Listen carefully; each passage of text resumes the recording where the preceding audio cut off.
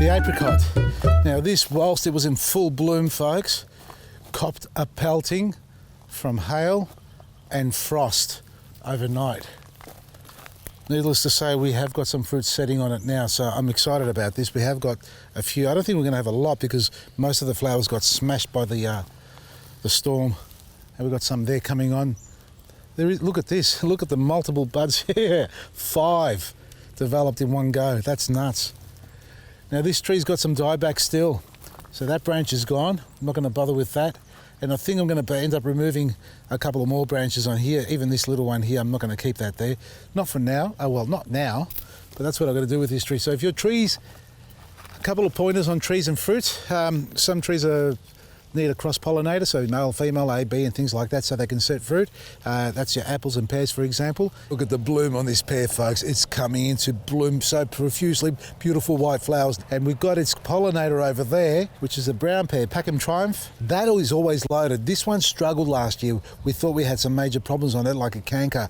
And we cleaned it up, we've cut it back, we've given it a couple of sprays, and now we're in full flight of flowers. As you can see, I've taken off all the above growth.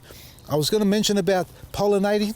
We need cross-pollinators and compatible varieties. If you live in the suburbs, no matter which state it is, more than likely there's going to be a compatible pollinator within your neighbourhood. Now, you see bees all over this plant here. It's doing the pollinating for me because we've got some hives here. It's going to go from one tree to another tree, from one flower to another flower. So you need to have pollinators, but if you're in the burbs, you're fine. You should be pretty lucky as far as pollinating. But you've got to also factor in, if it doesn't work for you, the weather, the climatic conditions. Like now, this is beautiful. It's a beautiful day today. We had about 19 degrees. It's calm. It's unusual to be calm out here in Lethbridge like this. Fingers crossed, bite my tongue, it doesn't change on us too dramatically because I've got all the flowers out. I need these flowers to stay on here as long as possible so they can be pollinated and set fruit. It's not only the European bees that do the pollinating here, folks. You've got your blue-banded bee, your native bees, that is, your hoverflies, and there are plenty of other insects, even ants. As crazy as it is, ants will get up there and do some pollinating for you as well, while they're harvesting and farming other creatures. They say they do good and bad at the same time. So look out for the bad weather, and if you've got a small tree or if it's in a pot, it's a great time to pull it in if the weather's going to turn nasty on it when it's in flower. Otherwise, pray to the gods above that it doesn't destroy it. This is what happened to my apricot tree. It got slammed by the hail and the frost, a couple of frosty nights, and it destroyed the flowers, but we still got about a dozen or 2 dozen fruit on here. You can see it's quite bare. That's because of the climatic change that we had suddenly. These are doing well, and your nectarines and peaches, remove all the infected leaves.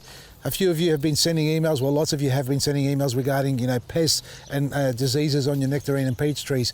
You've got to start spraying them from autumn, next year that is. But even now, if you've got a tree that's just finished its flowering and it's got leaf curl on it, remove all the leaves, burn them, destroy them, do not compost them, do not leave them on the ground, and then spray your tree with our disease control pack as soon as the flowers have set fruit.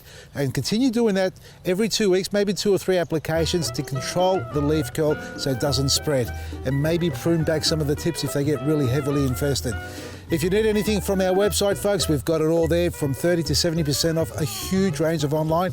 And our plugs have turned up. Our tomato plugs, cucumbers, capsicums are all in stock, where you can plug and plant away in your garden. Check it all out at vasilisgarden.com. From me, Vasily, Maresi, and I might be at the garden centre this weekend. Pop down and say hello.